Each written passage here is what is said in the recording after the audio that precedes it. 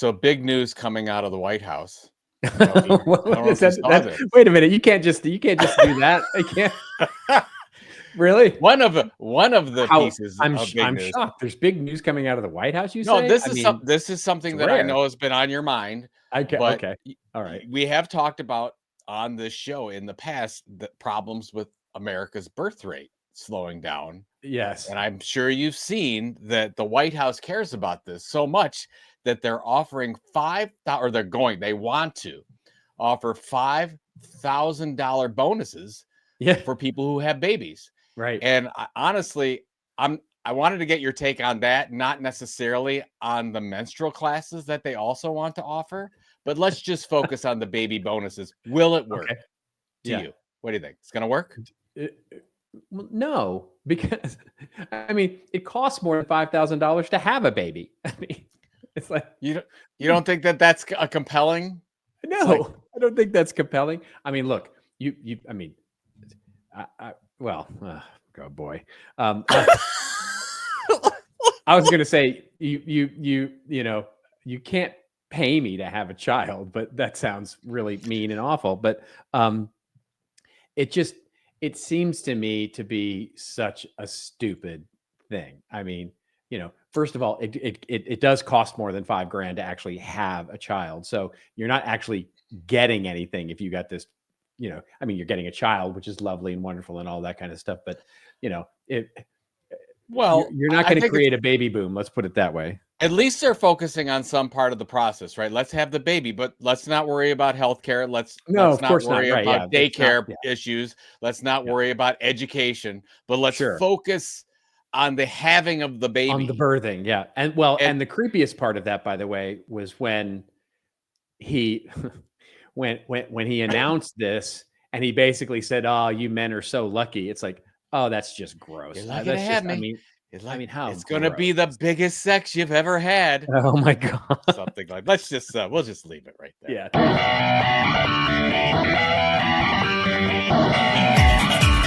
Just remember, everybody has your story to tell. Tell it well. On This Old Marketing. And now, for your listening pleasure, here's Polizzi and Rose, covering the week of media, marketing, and digital content news. This Old Marketing. Take it away, boys.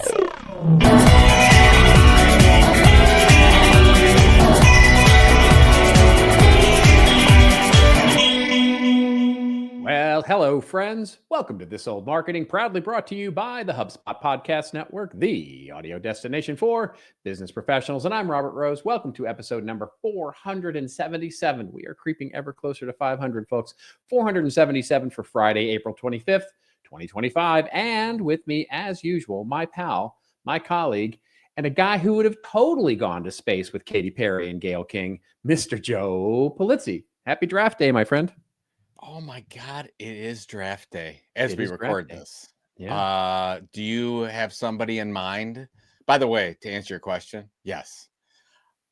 I would go to the moon or wherever we're going or space with Katy Perry. Yeah, really? Is she on the list? Is she on your 5? See, I don't have a hall pass or laminated list, but I do have. The one thing about Katy Perry, have you ever seen those videos where she can't get her eye to open and she's got the one eye closed and the open? Have you ever seen this? No. Look it up sometime. It's crazy. Sometimes her eye locks, so she's got one eye open and she cannot open the other eye. It is freaky. Like, people think she's a robot and stuff like that. Anyways, you know way more about Katy Perry than you really should, my friend. This is the kind of information you get on This Old Marketing. That's you right. get the craziest stuff that you don't want to hear. And here's the thing: I continue to learn. I continue to learn about you. That you have a Katy Perry eye fetish, which is really, if you think about it, quite impressive.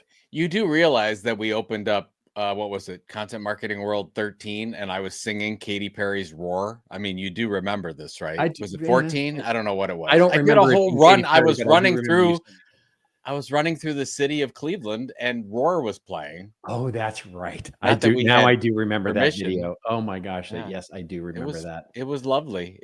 I thought it was lovely. It was lovely. It was Now you're one, pulling yeah, my me word. in a completely orange jogging outfit running Yeah. through the city of Cleveland with people just looking at me like, that guy's had too much of the drugs, you know. It's like there's something going on with that dude.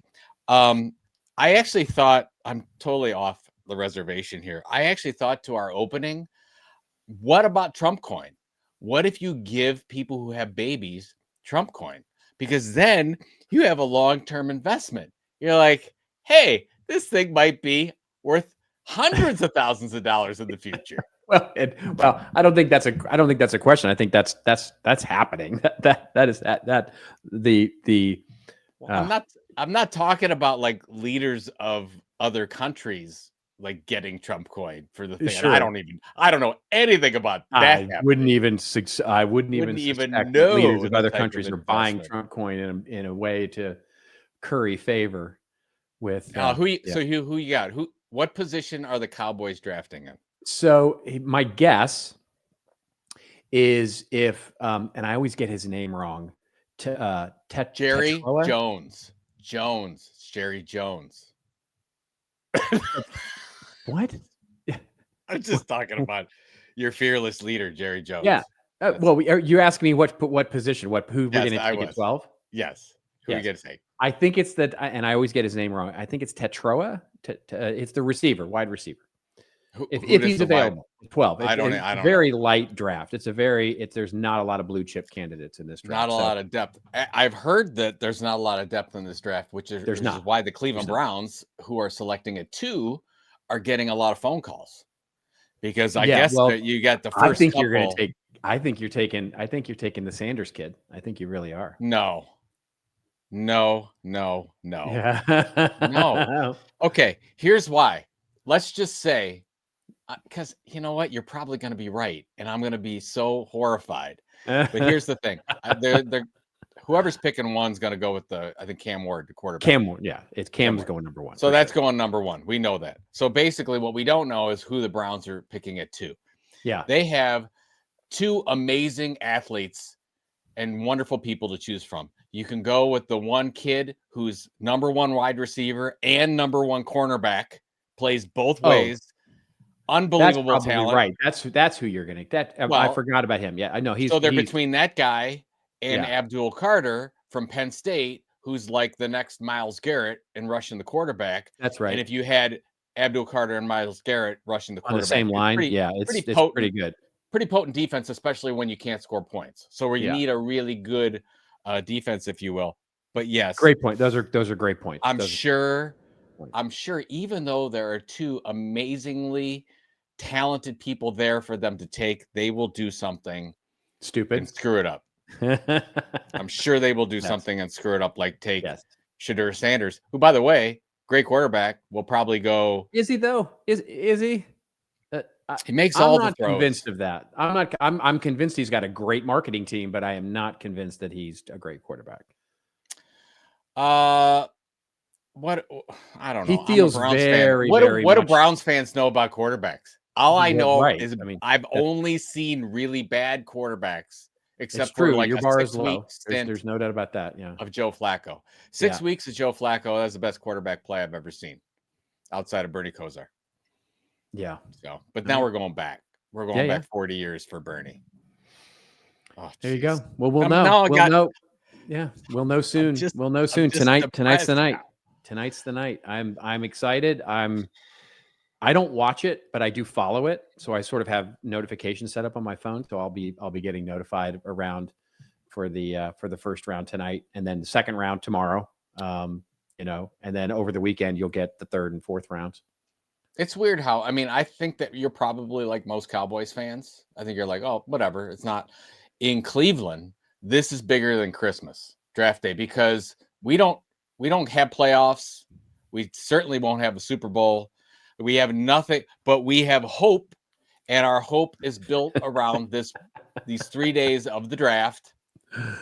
So everybody said there's draft parties everywhere.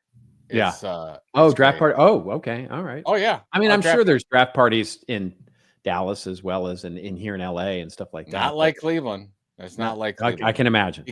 Because you have other things later in the year to be excited about. See, it's different.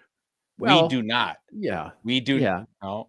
I mean, some of the you don't know. non-Cowboys fans out there are saying that I don't have much to get excited about, right? That I should just prepare for disappointment. So, I mean, but that's fair. There's it's absolutely fair. But I like your special teams coach. Thank you. It's a whole new coaching staff this year. It's a whole new team. It's a brand new team this year. So we're do you have the same coach though, right? No, same head. Who's your head coach? Schottenheimer, the new. I see. I've been really off the reservation. Marty Schottenheimer's kid, right? So he's the new, and then we have Eberflus, who came from the Bears, the coach for the Bears. Now he's our new defensive coordinator. We have a new offensive coordinator. We have all new coaching staff on all the way down the line. And then basically the only really, the stars are still there, CD and Dak and Micah Parsons. But other than that, it's kind of a new team. Do you think the listeners are happy that we're talking about football again? I think they're completely. I think they're hitting that 15-second button just over and over again, waiting. Like, how long are they going to talk? I wonder if we could just filibuster for 20 minutes and they'll never come back. They'll be like, by the way, thank you to those folks who were. We never covered. We got a couple email responses. Totally. You got it. I can't believe I almost forgot. We had multiple people. We did. But thank you all for participating in our nonsense, for sure. Thank you to all of you who sent us emails. Ruth Carter was the first one to send the correct answer. Yes. And let me go through this. Do you have it in front of you? Just so I make sure I get this right about the kids. No. Let's see. Let's see if I can bring this up correctly. Okay. Why don't let me go through the show. No, I got the show while you do it. You got it? Okay. No. Okay. You go. Okay. I'll bring it back. Go ahead. Yeah. Go ahead. So we got a big show, and so stop pressing the 15-second button because we've got a good show for you. We're going to start with our big story, which is Google's ad empire just got a court-ordered demolition notice. So we will talk a little bit very quickly about what that might mean for Goog. Then we'll talk about the tariff tantrum, when global trade wars crash our CPMs, and that will be talking about how tariffs are really affecting the ad market and the marketing sort of function. We're both are hearing from different CMO groups and other things about what's actually going on there. Then we'll cover quickly the idea of Trump has been told to reboot the VOA, the Voice of America. You heard Joe rant about that a few weeks ago, and basically we'll talk very quickly about that, and then we'll get to an interesting story. Ryan Coogler, the director, has now become the Don of development deals with his new deal of owning actually the content that he's creating, the movie that he's actually creating after a few years. We'll talk about that, and then we'll talk about marketers and AI. And basically how the Wall Street Journal is saying that, basically we're starting to cede more and more control to AI and what that might mean for marketing in the future. When we get to our winners and losers, I'll talk about the loser that is the American people with regard to where fact checking relies these days. Joe will talk about the Diary of a CEO podcast, Stephen Bartlett. And then we'll get to our rants and raves, where I'm going to rant a little bit about Google's announcement around cookies, third-party cookies. You all fans of the show have heard me rant on that before, and I'm going to rant on it again. And then Joe's going to rant about the uber wealthy. And so, a chock-a-block show. Did you find anything? I did. So we had two people that sent the day that our podcast went live. Yeah. We got two responses. So Ruth Carter and Daryl Guidry. I think it's Guidry. So Daryl, hopefully I'm saying that right. Thank you to both of you. You're awesome. They both got it correct according to the Googles of the world. Remember the question to remind people of the question. Yeah. The question is, we are so stupid. Like, why what are we doing here? Anyways, I wanted to know who had more kids. Yes. Elon Musk. Sean Kemp, who used to Nick play Cannon, for the Cavs or Elon Musk. Or Seattle Supersonics. Yeah. Or Nick Cannon. So here is or Elon Musk. Yeah, that's what I said. Sean Kemp, Elon Musk, or Nick Cannon. Right. Here is the correct answer. Sean Rain Man Kemp have 7 confirmed babies, possibly 11. Wow. With 10 different women. So we're going to go with 11 because 11 seems to be a number, but we think it could be more. It absolutely could be more, but we're going to go with Sean Kemp coming in at 11 with 10 different moms. Slick Nick Cannon has 12 kids. 12 kids with 6 different women. Okay. So fantastic to Nick. Edges out the Rain Man by 1, at least of what we know about. And this is great from Daryl. But leading the charge in the Legion of Babies is none other than Mr. Muskie Scent himself. I gotta thank you, Daryl. Oh, so good. Daryl, that's awesome. Yeah, Elon Bringing Musk in the memes, rocketing to the top with 14 children across 4 women. Yeah. So Elon gets the big prize. Yeah. And by the way, if you're going, here's the thing. Here's what I don't understand. Why put Elon in charge of Doge when you should put Elon in charge of the White House's baby making concept? Because nobody is better at making babies. Well, are you ready for my conspiracy theory? I think Elon. Do we need another one on this show? I think Elon is so worried about the performance of Tesla, and let's be clear, they had their first quarter earnings result, and Tesla just tanked it. Net revenue down 70%, sales down 20%, the whole thing. I think he sees this as the new startup. I think he sees the Legion of Babies as his new startup. He's going to get $5,000 for every baby. This is his new revenue stream. I didn't think about it that way. I actually was thinking about a family that they weren't sure whether or not they wanted to have another child, but then the 5,000 would be the tipping point and say, okay, well, we're going to do it. I did not think that this actually could be a business model that you could. I think it's Elon's only method of generating new revenue is to get more government contracts. And so this would be the perfect government contract for him because he just gets paid to sow his seed, as it were. Spread the seed of Elon. And is this the title of the show? Seeds of love, the seeds of love, sowing the seeds. But you got to do sowing Elon's seeds. No. Seeds of then you go back on. Yeah. And then you repeat. Let's get to our show. Sure, let's do that. Okay. Our first story is our big story that's coming out of the Google advertising monopoly case. We'll link to a story here from Axios. And it opens up by saying Google's dominance of the online advertising and ad tech markets violates U.S. antitrust laws, says a federal court. They ruled on Thursday in a decision that could scramble the massive digital ad universe. Why does it matter? Well, it's the second major recent antitrust loss for Google after a different court ruled last year that the giant has abused its dominance of the search market online. The federal government and 17 states who brought the suit seek to force Google to sell off part of its network ad business, which sells ads on other publishers' inventory. That accounts for roughly 12% of Alphabet's overall business. Google argues spinning it out would actually hurt publishers because it would force them to buy ads through more expensive rival networks.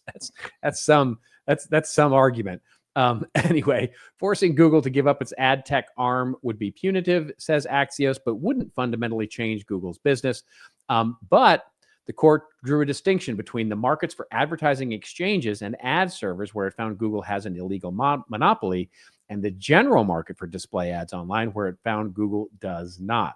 So basically, the court is saying that Google has violated Section 2 of the Sherman Act by willfully acquiring and maintaining monopoly power in the open web display publisher ad server market, and that is about as niche as you can get, and the open web display ad exchange market, and basically unlawfully tied its publisher's ad server and ad exchange together. So basically, each kind of side is declaring victory here, saying that they won half the case. What is your take on this, and do you think they're going to have to divest themselves of Chrome or the ad network, or what do you think?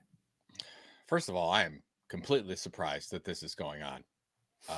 I was under the impression that with this new administration, none of this would happen. So I'm led to believe that because we have certain cases that are continuing on, you have Google's cases and you also have Meta's cases, that I hate to put it this way, but this is what I believe, that President Trump is out for those companies in some way. We know that we know his disdain for Meta and what Meta did in the first administration. Google obviously didn't pay him any favors either, because it kept bringing up search results that had true statements in it. So yeah, I don't know why this is happening. Yeah, Okay, I mean, it this is is happening. It is happening, but my quick take is I want to know what you think. My quick take is they will throw out some kind of a piece in giving up Chrome or something small that won't affect the company very much, plus a very large fine. But I think I mentioned this on the last show. I thought it would be they would wrap this up into an investment into something in the United States, and that would be the fine that they would have to pay, and this will go away. What do you think? I think I think to your first point, it reminds me very much of Star Wars, where, the guy says to Darth Vader, you've changed the terms of the deal. And Darth Vader goes, pray I don't change it anymore. Right. And so it's that, right. I mean, Yeah. that's what's happening with Trump, is like, he you mean like care. What's happening with Canada right now? Same thing, right? Yeah. Same exact thing. Yeah.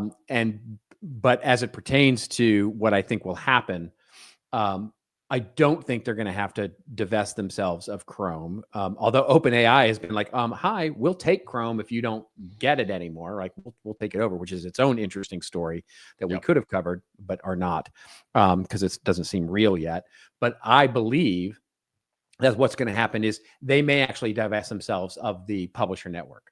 I think, honestly, the publisher network, the sort of network ads, it's 12% of their business, but I don't think it's, it would suck for but them. That's not a growth business for them. It's not a killer. It's not a killer.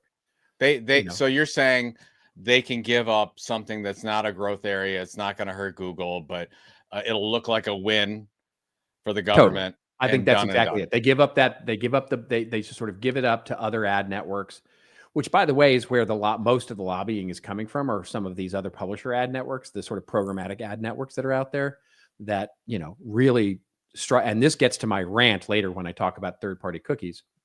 So I think this is a big win for programmatic ad networks, private programmatic ad networks, because I think Google gives that up. Publishers are going to then be forced, right, to make deals with other ad networks to keep that revenue stream coming.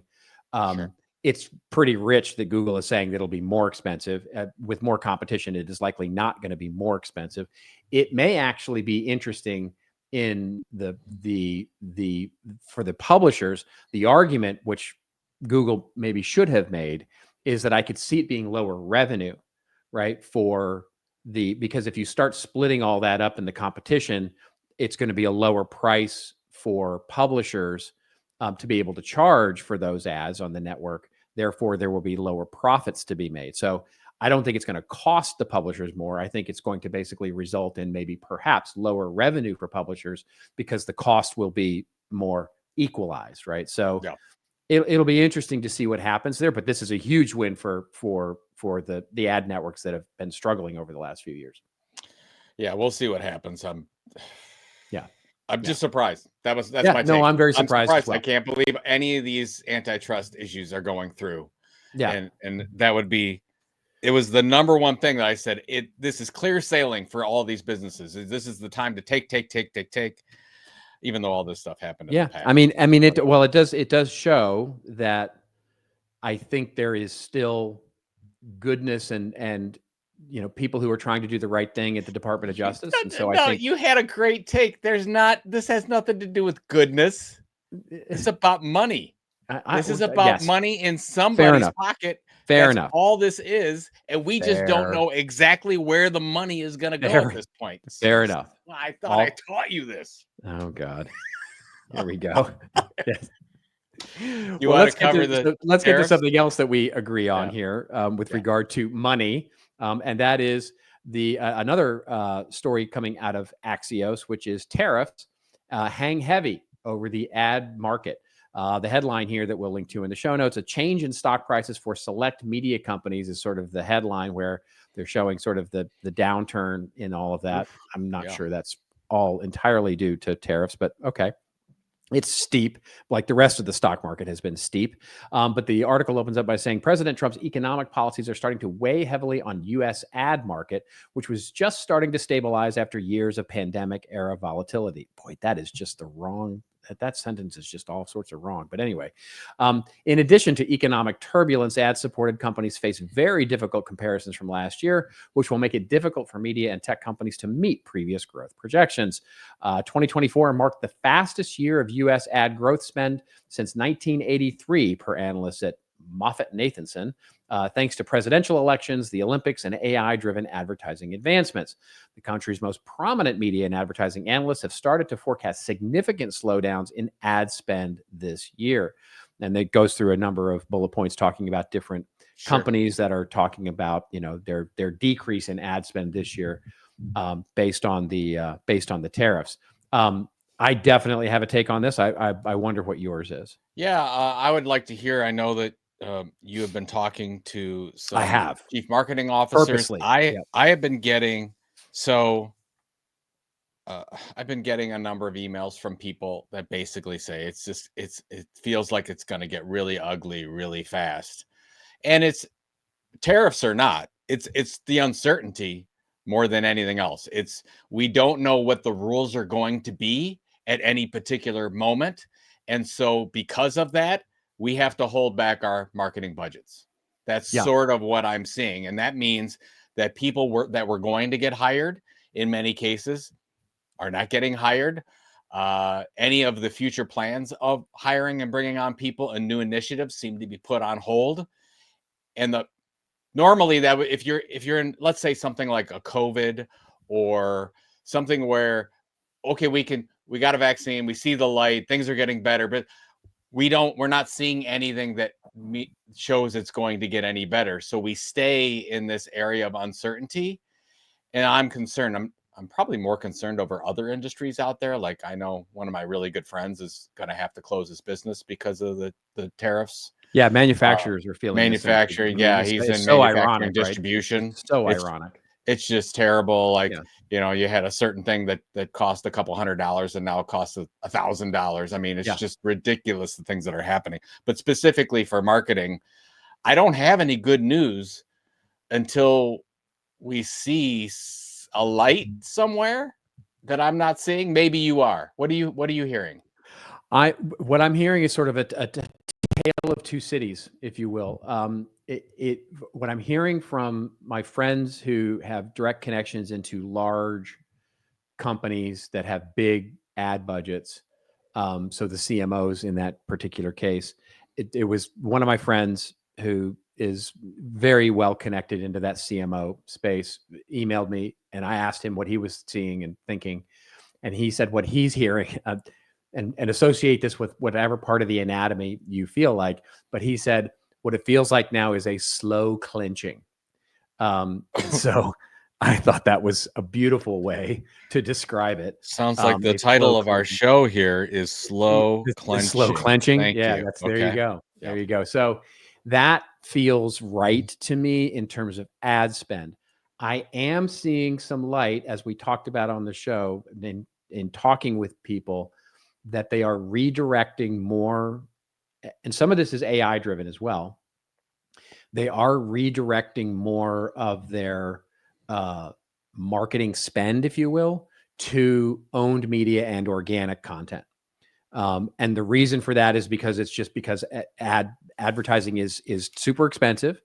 It's not terribly, there are other sort of let's call them tectonic shifts in the ad market that have been going. That's why I disagree so much with that first line. That the ad market has been in disarray for way longer than COVID, right? It's been for 10 years. It's been going up and down and bent, and people trying to figure it out. And with search and with AI commanding such a big piece of the pie these days, it's like there's a lot that's going on that has nothing to do with tariffs with regard to the ad market specifically. But from a marketing budget, I am seeing a shift into owned media. I am seeing a shift into organic outreach more influencer marketing, more content creator relationships, more types of social media and organic relationships. And so that, I think, is good for those of us in content marketing because it bodes well for more focus there.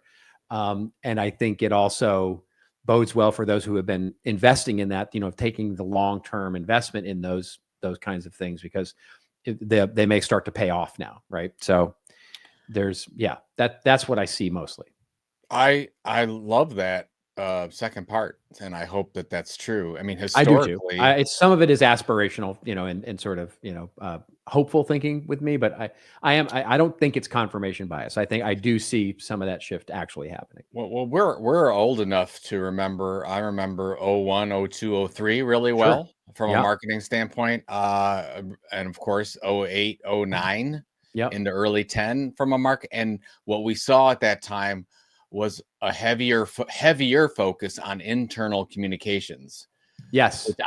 Which when things are good, we focus externally so much, sometimes we forget all the assets we have internally. And when things are bad, we look and say, oh, well, maybe we should be talking more to our sales team. Maybe we should be asking more questions. Maybe we should be looking at influencers inside versus outside. So those things are really, really good to focus on. And maybe that will be the benefits that we see forward. I don't know. I hope so. Yeah. I hope you're right. Hopefully that's a light. And, and it all comes back to the uncertainty, right? I mean, even this week now it's uncertain of whether the tariffs are going to hold or not, because he's blinking again. So who knows? Well, China says nobody's talking to them. Right. So it's like, it's the same thing with TikTok. Like what you were always talking about ByteDance. Is anybody talking with ByteDance about who's buying? Has anybody asked them? I don't know if anybody's talking to them. That's right. Really. Yeah. Okay. Speaking of which, we should blink and pay a couple of bills. Okay. Here's your blink.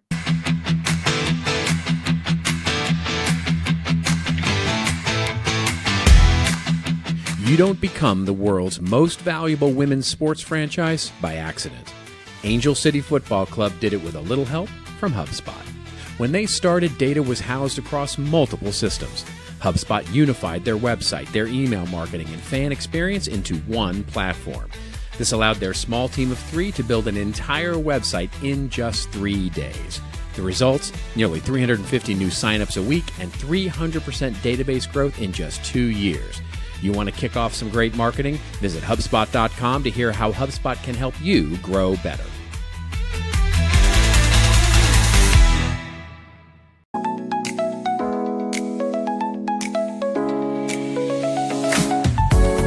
Are you ready for the next wave of AI? Let me introduce you to a podcast, The Next Wave, Your Chief AI Officer, hosted by Matt Wolf and Nathan Lands, and it's brought to you by the HubSpot Podcast Network. You can catch The Next Wave with Matt and Nathan. They are leading AI creators who are your guiding light in the AI and technology frontier. AI technology is transforming the way we do business, and The Next Wave, well, it strives to be a leading podcast on AI technology and how you can apply it to your growing business. Listen to The Next Wave wherever you follow your favorite podcasts.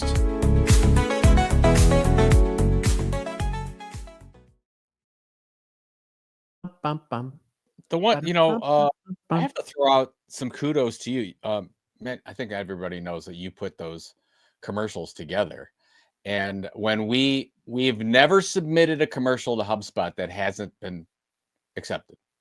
Yeah. Every time that you do that, they're always like, oh my God, Robert, these are so amazing. These are the best in the network.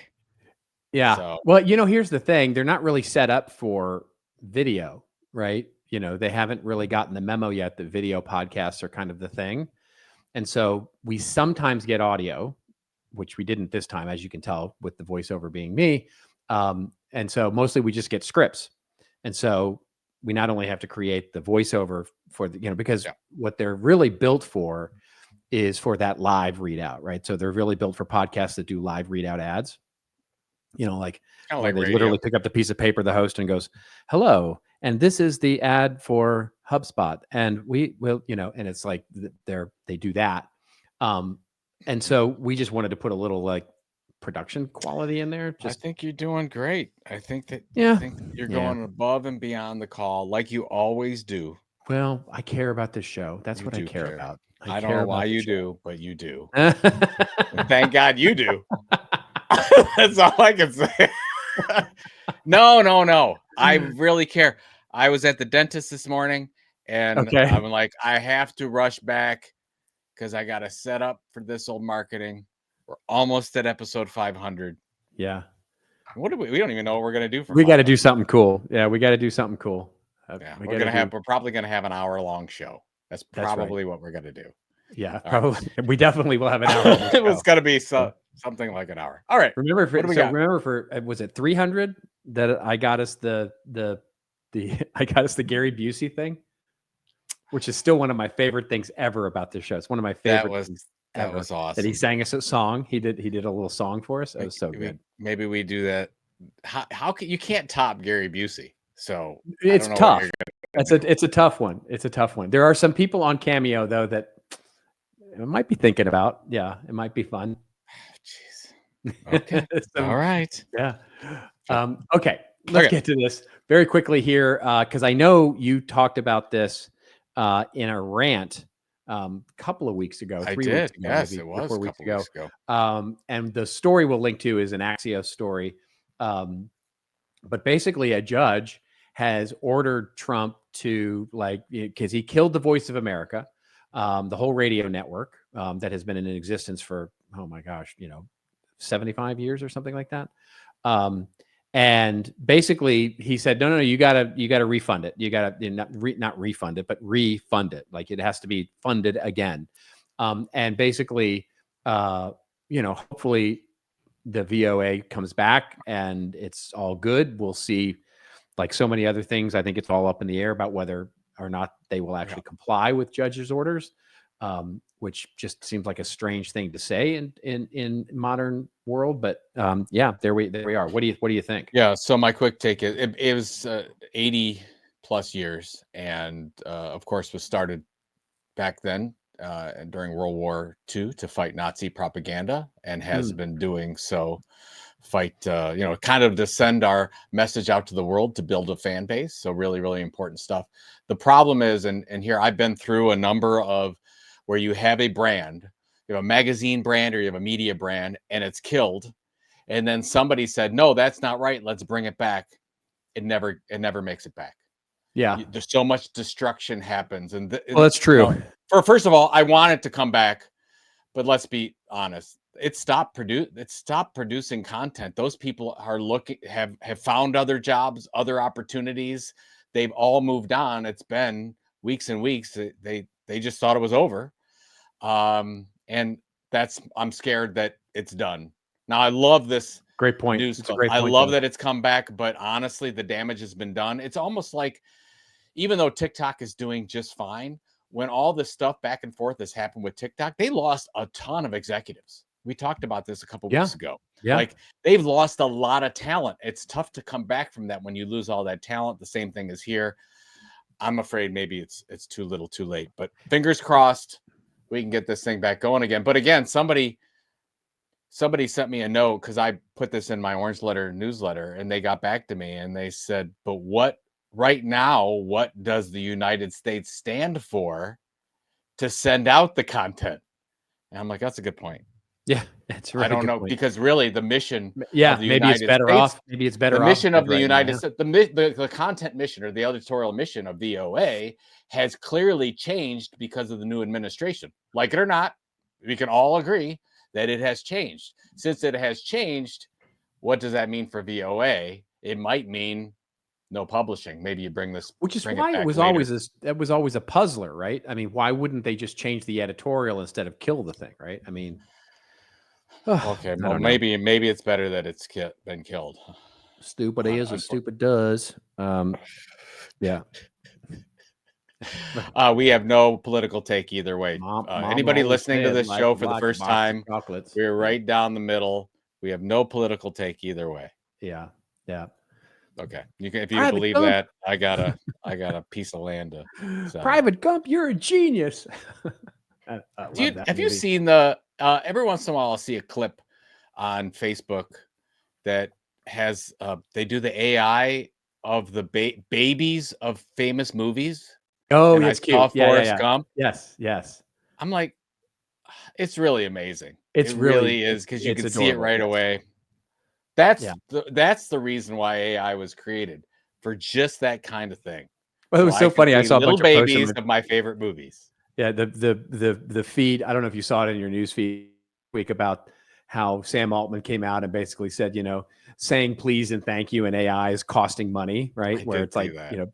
being polite with the AI chatbots is actually costing you a lot of money. And I was like, oh yeah, that's where we should focus, is saying please and thank you, rather than sort of doing, huge videos of babies of famous movies, or having the AI create the Dr. Seuss version of the Constitution. It's like, okay, that's It's only focus on necessary that's right. communications. What's that? Exactly. What's that part in dodgeball? Is it necessary? Is it necessary to drink my own urine? But it's sterile, and I like the taste. And I like the taste. Yeah. See, you get All all kinds of facts on the show. All right, what do we I got? love it. I love it. So we are going to Hollywood. And basically, the headline here from the Morning Brew is that Ryan Coogler has cut a deal so good that Hollywood is in crisis because of it. That's not a clickbaity headline at all. The article opens up by saying Ryan Coogler's Sinners, a horror movie set in Jim Crow era Mississippi, had Hollywood execs screaming before the first preview rolled. That's because the agreement Warner Brothers struck with writer and director Coogler for the film has been keeping them up at night. Not sure about that. But anyway, he says Coogler, who also directed Black Panther and Creed, by the way, both great movies, among other movies, has reportedly sought $90 million for Sinners with a few strings attached. He needed to retain control of the film's final cut and receive a percentage of the box office gross from the beginning of the film's theatrical run, rather than waiting for a cut after it became profitable, which is more common. But he also insisted that ownership of the film would revert to him after 25 years, and Warner Brothers agreed. The rest of Hollywood apparently freaked out, says the article.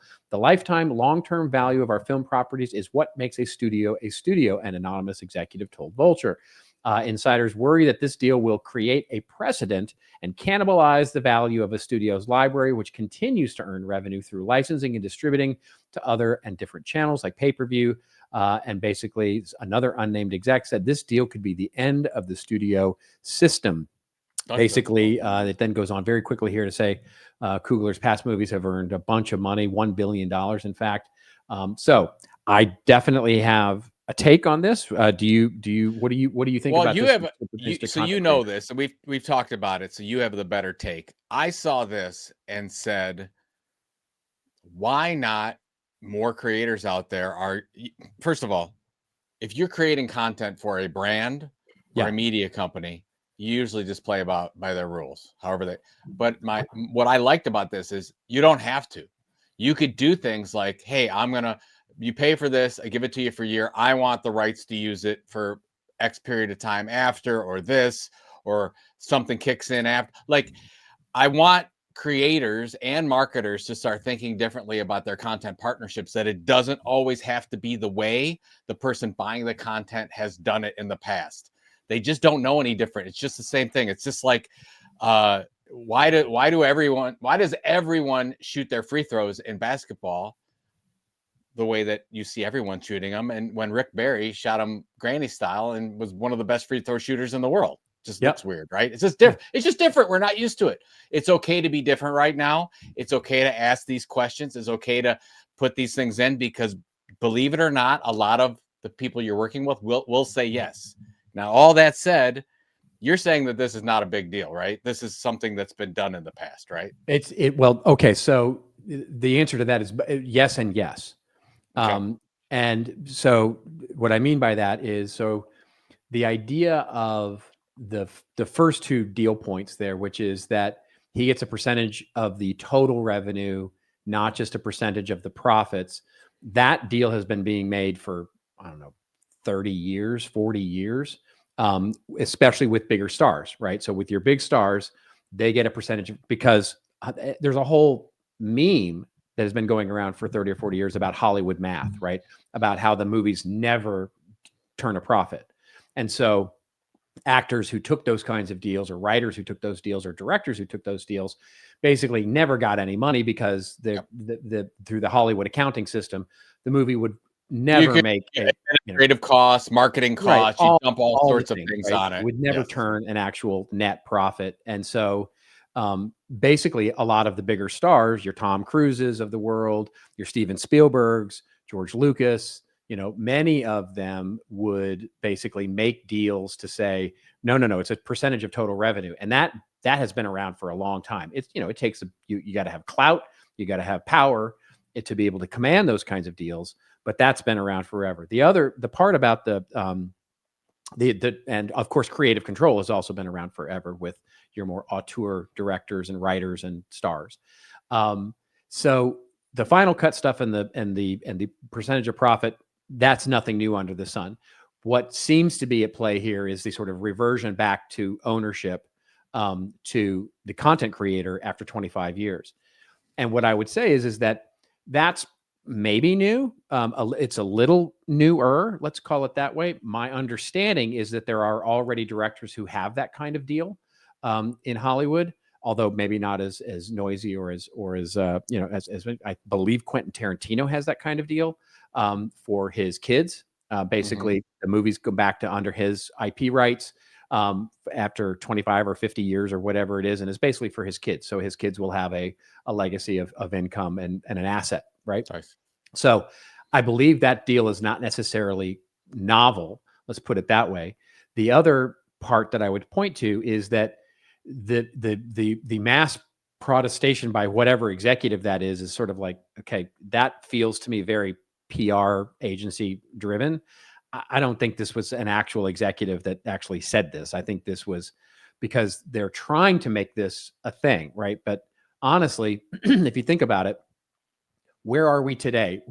You and I have covered news stories on this before, where we talked about Netflix, for example, basically killing off their libraries, Disney killing their libraries of older material simply because it's not worth having on the streaming network anymore. And we're like, well, why don't you just keep it on the streaming network if it's not, and the answer is because it costs more to stream it than they're getting in licensing. That's right? exactly So right. They're actually unprofitable. So killing off that library and pruning that library basically means that they're saving money in that way. And, we can bemoan that and we can be like, oh, I can't go see my episodes of Mannix, or Rockford Files, anymore because they're cut from the libraries.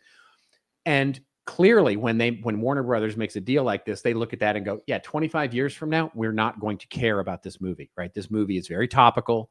It's a horror movie. We are not going to care about this movie in 25 years. So it's fine to go back. And I guarantee you, while the IP rights are there's some sort of distribution deal that Warner Brothers struck in the details of this deal that say, hey, listen, if it's streaming or if it's playing and if it's still getting licensed in 25 years, yes, the IP rights go back to you. But if it does get streamed, like if you decide that it will continue to get distribution, we still get a percentage of that, as part of the deal. So I think this is much ado about nothing. But your point is the good one. Your point is the really good one, which is don't be afraid to make different kinds of deals, not because they just don't exist, like it's never been done before. This reversion of ownership, your own contract, making it about yourself, doing your deals a particular way is absolutely great advice. I think it's a good, if you're a marketer and you're thinking about, well, someday, or I'm planning to go off on my own and be a content entrepreneur or whatever, it's a good way to start thinking about, hey, I'm going to create this thing, but could I share copyright with it or whatever? I mean, you could just get creative. Just get creative with it. Just before you do all the things that you've been doing forever, the one way, just say, oh, could it be done a different way? Yeah, probably could. That's exactly right. That's exactly right. All right, let's get to our winners and losers. And let's talk a little bit about a winner in the last week of marketing or a loser in the last week of marketing, where we want to talk a little bit about it. Would you like to go first here with your Diary of a CEO, which is a great podcast, by the way? Have you? I don't know. I didn't know if you've been listening to it. Do you listen to any? I have not. I'm not a regular listener. Stuff? I have listened to it, but I have not. I'm not a regular listener. This is it. So I'm a subscriber to Publish Press. It's a really good newsletter for content creators, and they were talking about the story of Stephen Bartlett's podcast, The Diary of a CEO. Now, if you're not familiar with The Diary of a CEO, it has become one of the top 3 podcasts in the world, and some people say that it's very competitive. It's becoming very competitive with Joe Rogan. So this is a big deal. Really starting to get out there as a business podcast. Covers a lot of different topics. He's a very good interviewer, very prepared. But the whole story is that multiple times, apparently, Bartlett's been offered $100 million or more for the rights for his podcast, like Kelsey Brothers have gotten, like McCall Daddy, I think, did with Sirius XM, was it? Like Joe Rogan did with what's Joe Rogan's deal? Was that with Sirius? It was like $600 million or something. Whatever the deal is with, or Spotify, whatever the deal was. Spotify. It was Spotify. It was Spotify. Go exclusive with Spotify, basically. And Bartlett continues to say no, according to sources, because doesn't want to add the additional advertising, likes having the limited amount of advertising, loves having 100% control over the show, is probably making money hand over fist right now anyways, and wants to create his own lifestyle as part of this thing. And I just say, hats off. You don't have to go for the $100 million, $200 million deal. Like, what am I saying? Like, we would probably take it in a heartbeat if it was us, but other people who have morals and dignity, probably like Stephen Bartlett, are probably like, oh, okay, I don't want to do that because I care about my listeners. The one thing, if you listen to his show, he doesn't start with an ad. He starts with, hey, I'm really doing this for you. If it's only 24% of you listening right now are subscribed, I really want you to subscribe. I'll work my heart out to give you the best show and have the best guests and all that stuff. And he does that instead of doing an ad in the beginning. I'm sure if he did a deal, that thing's gone. You know, they're going right to advertising in that point. Yeah. Anyways, sure. Honestly, it's kind of put me off Pivot a little bit. Like, I'm a regular Pivot podcast, ads, right? Galloway and Swisher. And now, they have they've got 4 ads in the beginning. They do 2 or 3 mid-roll. They do end-roll ads. They have so many ads now on their podcast. It's kind of a bummer, right? It's a bit of a bummer for the experience. And their ads are fine and they're quick and you can skip through them if you want. But it's a bit of a bummer for how much advertising is actually now part of that show. So, anyways, hats off to Bartlett. Really good content entrepreneur, doing it the way we should be doing it. Nice. And by the way, if you ever read any articles about what they do, they test their YouTube stuff more than anyone. Like, it's like, oh, this image, and they're going to test 100 different images and headlines. And it's kind of crazy the way they do it. Meticulous about that stuff. All right. What do you got? Winner or loser? I got a loser. And the loser is, it's really the American people or the American media, the institution of American media, which is why I bring it up here. The story we'll link to in Axios is a really interesting aggregation of research that basically says that we've just sort of given up fighting misinformation and disinformation. Just a fascinating thing. And the article where it says is like, America's obsession with countering mis and disinformation has withered as society grows skeptical of institutions once trusted with facts. Basically, the bullet point, Americans are less enthusiastic about policing information today than they were 2 years ago. And the trend is both bipartisan, says the Pew Research Center. Institutions once seen as critical to providing facts about history, current events, such as public schools and news media, are experiencing a record low trust levels, as well as the fact that another poll found that U.S. citizens are far more likely to trust information coming from the current Trump administration a great deal or a fair amount than they are the news media, which is just, to me, it's sad that we're here, that we're in a space where there's so much misinformation now on the internet, and this isn't just from the Trump administration. It's everywhere. It's basically, there's so much misinformation and disinformation out there that the news can't even, it has basically given up trying to combat it. And you see it now all the time where, whether it's politicians or anybody on media, and this includes podcasts and it includes so many different things, just sort of willy-nilly throw out quote unquote facts or those kinds of things. And then nobody bothers to go, wait a minute, is that right? And not even the major, like major news stations, right? Major news outlets, interviewers now, anchors are, and you just go, there's no pushback, right? And it happens in the press conferences now. Yep. It happens everywhere where it's just like, okay, they said what they said, and there's really nothing you can do about it. They just said what they said. And then after the fact, they might do a little analysis and go, well, that's not really true. Or they have a bunch of talking heads yelling at each other about what the right fact is and stuff like that. But nobody ever goes, no, you're going to admit that what you're saying is a lie, right? What you're saying is misinformation. We've given up.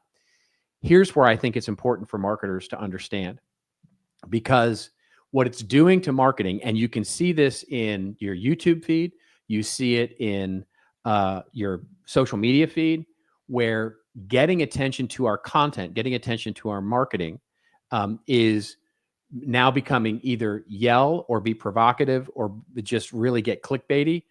How many headlines do you see these days where it says something like, this person got destroyed in this interview, or this person really got the clap back from the internet, or basically it's using words like destroy or, all sorts of hyperbole around the headline just to get you to click in to say, it was basically two people having a disagreement over something. And basically one of them was lying or whatever it is. And so I just think from a marketing perspective, it's encouraging us to get more and more polarizing, more and more controversial. I have a post coming out on this next week.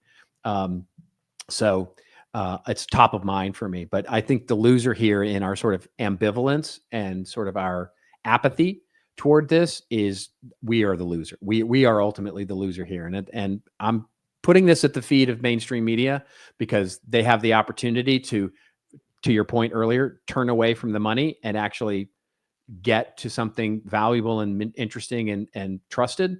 But it doesn't seem like anybody's interested in doing that. Yeah, I mean, it's a great point. I'm wondering from a marketing standpoint if there are content gaps that are available because of this, because I think there is. That's the point of my article. Yeah, that's the point of my article. Then I got your point. I think that's perfect. And yeah, what's difficult for me personally, I have some family that I'm very close with that literally will say all the time, like, nothing's true anymore. So like there is no truth. And I'm like, no, there is truth. There absolutely is. But then when you go, and this is what really bothers me, and this is not political, this is just what's happening right now. Go to whitehouse.gov right now. Like literally go, and the articles are not true. Right. They cover so much stuff now that are just flat out lies. And I'm like, no wonder we're having some people that right. just and don't what believe you get your articles, right? And what you get, which is this is truly the depressing part of it, is what you get is and you see this all the time with YouTube interviews on the street or people that are getting just regular people getting asked about things, is they believe something that isn't true because they've seen it on their favorite news channel, their favorite social media feed, their favorite sort of podcast, whatever it is. They see this thing and they've now assumed that it was true about whatever it is, right? It could be politics, it could be religion, it could be the news, it could be something around a best practice in marketing, it could be anything, right? And they believe it to be true because they saw it and heard it, even though it's not. And then you confront them with the actual fact, the actual truth, and they go, "Oh, I still don't care." Right? It doesn't matter. Doesn't matter. It doesn't matter. It doesn't. Oh, okay. Well, I still don't care. I still believe what I believe, right? Because we're so into our confirmation bias that we just, to your point, that the people don't care about the truth. They don't care about the truth, and that's honestly our job as marketers is to get people to care about the truth. And so it's a horrifying place to be from a culture perspective, but from a marketing perspective, there are gaps and there are ways to deal with it. So to your point, creates lots of opportunity. Yeah, sadly, but it does. Yeah, so exactly. There you go. Okay. Let's get to our rants and raves, where Joe and I go off in a little bit of a rant or a little bit of a rave over making something that makes us feel like we went to space with Katy Perry, or makes us feel like we're stuck here on the ground with Jeff Bezos and his girlfriend. So I couldn't resist that. Are we? Which did you see? portion Did you of the see when they Matrix are we landed? living Did you in? see when they landed the spaceship? They landed, and No, basically the people on the inside sort of opened the door to come out, and the PR person, they were like, no, you can't open the door because Jeff has to open it with his special little tool. So they closed the door quickly. And go, no, you can't come out yet. Life is a stage. So good. All right. Good. You want me to go first? You go first. You go first. Yeah, I'm going to bring up real quickly. I'm going to bring up this article. This is from the Wall Street Journal. And the title of the article is $1 trillion of wealth was created for the 19 richest U.S. households last year. $1 trillion is a lot of money. Yeah. And basically the key points are, I'm going to read these. It's just interesting. The 19 richest U.S. households saw $1 trillion in wealth increase in 2024, a rise that exceeds the size of Switzerland's economy. This is just for 19 families, folks. This is just 19. The top 0.00001% share of the U.S. household wealth jumped 1.8% 2024. That's a record increase. Number of U.S. billionaires neared 2,000 billionaires, up from 1,400 in 2021 by one estimate. I'm just you know what? My take on this is just, and what I'm talking to a lot of people on when they question why certain things are happening on the political scene or in government right now. And my first instinct to jump to is it's about money. Who's making the money? Who's not making the money? Whatever. And it seems more and more, at least in this administration, this is true. Yeah. So a lot of the things that are happening are, oh my God, look at that. Like we brought up one time about the trans issue in college athletics. Mm-hmm. And there was something like, I'm going to get this wrong, but there's something like 11 cases in the United States that they're dealing with, that these athletic administrations could probably deal with on their own. But we're getting all fired up over whether it's right or wrong or whatever. And we're like, look at this. Look at all this shiny stuff over here to keep you distracted while we continue to shift more and more money from the poor and the middle class to these wealthy that simply, let's put it, they can't spend enough to support our economy. They can't spend. What are they going to spend? $50,000 a day on just stuff? No. Regular people spend money, and they're the ones that get taxed on it, and that's how we get this thing going. But if you get all these families, all they do is just increase their wealth. It's going nowhere, folks. So that's why, like, I've always been like, when I started 30 years ago, like getting into politics and voting, I was always like, oh no, I don't want to pay more. I don't want to pay more taxes. Nobody wants to pay taxes. But geez, the upper middle class, the upper class, the super wealthy, they don't need a tax cut, folks. They do not need a tax cut. So I'm just like, I see these things and I'm going to continue to point them out because it's ridiculous how these uber wealthy are getting more and more, and they're just getting more wealthy. And everything that happens that's going on in the last 3 months, they've made even more money, and it's disturbing. It's just disturbing. And I want us all to be disturbed by it and start questioning, like, we don't need to have tax cuts for the rich. Bernie Sanders, if you ever thought that he was crazy, like he's talking right now the same thing he's been talking about 30 years, and he's right about this topic. Yeah. We have a problem. We need to fix that. So anyways, there you go. That was my no. Super quick. Yeah. I mean, that's we're France has entered the chat, right? So, we're gonna start seeing some guillotines, not too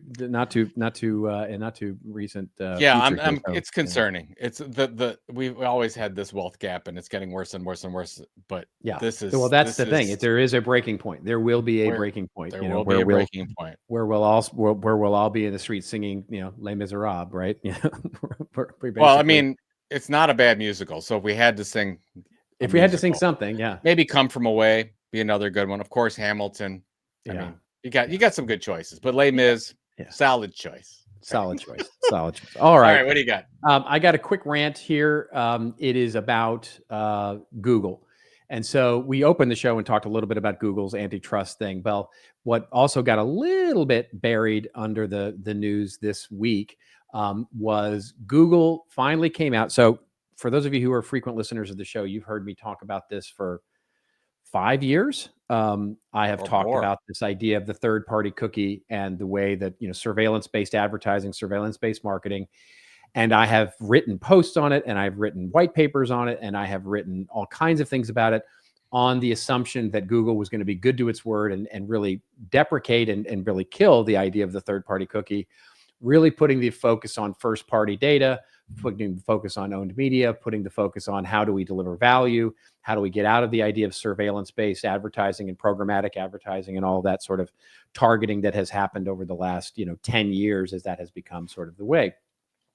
Well, Google finally came out this week and basically said, yeah, we're not going there. We're not going there anymore. Basically, they put out a blog post, and major, like Ad Age are covering it, and there's other places covering this, but their blog post basically said, yeah, what we're going to do, and this is what Google literally said. Well, what we're going to do is basically we're deciding not to remove third-party cookies in Chrome anymore.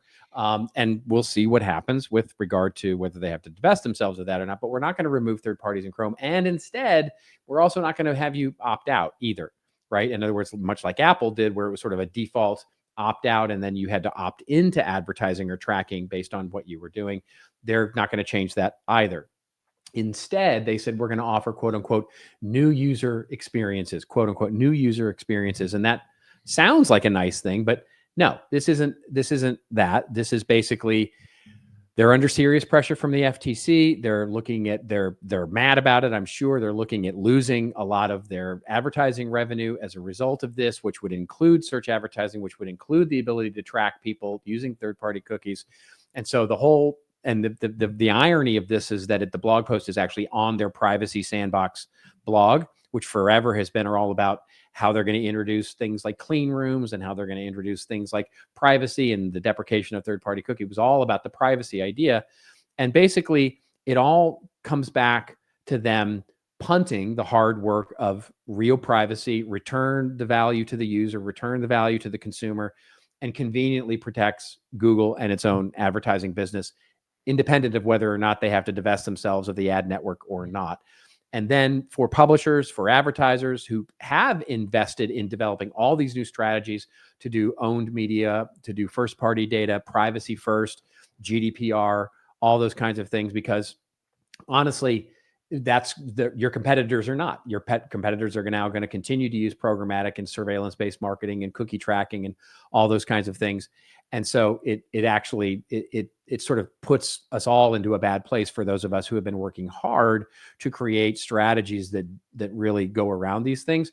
And it's just going to making the business case for those things even more difficult, because it's like, well, why should I really invest so hard into getting first-party data or getting willing data, getting people to subscribe to my stuff and getting that first-party data when I can just buy it or get third-party data from Google, or I can get third-party data from somebody else, some other ad network or whatever it is. And there's no reason for them to do that. So again, I thought Google would sort of work toward a more consumer-friendly idea here and really work to that. And it's just clear that they're not. And it's just part and parcel with sort of where they're going. We can see it in other ways as well, where Facebook is going, where Google is going, where big media and big tech is going, which is all about protect their walled garden, protect their sandbox, protect that at the expense of privacy, at the expense of the consumer. And we just sort of have to eat it. And so it's depressing and disappointing, but at the same time, I'm not going to give up the fight. I think it's the right thing to do from a marketing strategy perspective. And I think, investing in our own first-party data acquisition to deliver more value to our consumers, to more value to our subscribers, is the right strategy, despite what Google is doing here. One more day. Right? Exactly. Right into Les Mis. Yeah, there you go. There you go. I like it. Keep fighting. I'm just glad that they do no evil. Just glad there it is. There it is. They removed that. They removed that whole thing. Of course they did, because when they were doing evil, they They need to be true to their mission, right? And so they just at least they did that. So kudos to them for updating their mission statement. There you go. So, all right. So anyways, yeah. We said we weren't going to go an hour 10 and we went an hour 10. So we did. Yeah, we always do. What do I got? It is now beautiful in Cleveland. It's currently 75 and sunny. I'm golfing today. I'm very excited. The league kicks off. Nice. Of course, I will watch to see who the Browns choose tonight so that I can cheer then for Arsenal when they're playing in Champions League semifinal next week. That's the big deal. Like Arsenal's playing PSG Saint-Germain next week. Big deal. They're semifinals of the Champions League. And so fingers crossed. There's two of those. Whoever wins has the most goals basically out of those two matches. They go on to the finals. Nice. So I know you don't care about European football, but I don't. But I'm glad you do. Football. I'm glad you do. What do you got going on? You got stuff? We are going to be recording a special episode for next week, and it's going to be a very cool one. So you're going to want to tune into that, folks. It's all about the content creator and research that's come out about the content creator economy and content entrepreneurs. And Joe and I are going to talk about the state of the content creator economy and where things are. So we get that spec because I'm going to be in Scotland. I'm taking the wife to Scotland, and we're going to do a whole tour of the Highlands and up at the. Are you going to wear a kilt? And I am actually. Yes, I am. Yes. Because my family, as for longtime viewers of the show know, my family is from Scotland. So we'll see my family tartan. We'll see my wife's family tartan. And which is interesting because it's the same pattern. It's just a different color. It's interesting. Her tartan is red and black, and mine is green and black. And so, we're super. Okay. So when you're over there and you have your kilt on, you need to do your Sean Connery impression. Oh, definitely. And then, definitely. Okay. So just for all the kids out there who want to see 100%. that. I will do that. Well, we wish you well. You're going to have a great. Absolutely. All right. Thank you, everybody. We will see you, as I just mentioned, next week with a special episode of This Old Marketing where we're going to talk about the content creator economy. So be sure to download and do that. And of course, thank you for making it this far. And just remember, until we see you again next week, well, just remember it's your story to tell. Tell it well. And we'll see you again next week on This Old Marketing. Hey, thanks a lot for making it this far in this week's episode, and thank you all for being a part of This Old Marketing. You can check out all the show notes of what we talked about today at thisoldmarketing.com, and it's also where you can leave us a review or a voicemail. We need those reviews and comments on whichever platform you follow us on. And if you haven't followed the podcast, please go do that and make sure you catch the latest and greatest episodes every Friday morning. We're on Apple and Spotify and all your other favorite podcatchers, of course, but we'd love it if you went over and subscribe to us on YouTube. That's right, YouTube. youtube.com/@thisoldmarketing. We'll see you again next week, folks, with another episode of This Old Marketing.